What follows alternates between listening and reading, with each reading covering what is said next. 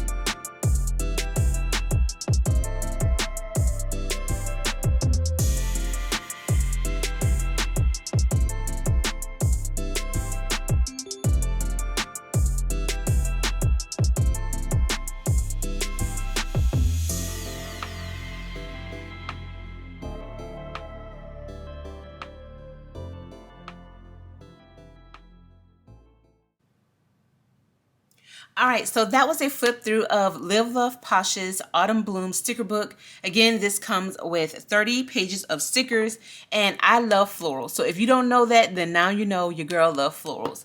And I love florals because I do like to create decorative stickers as well as functional. So I can definitely use these florals to give me a decorative spread and adding in some of my functional stickers like colorful boxes. And so what I like about this is that I can pull any floral that I want and get a colorful sticker book and pull those corresponding colors and make a beautiful spread out of it.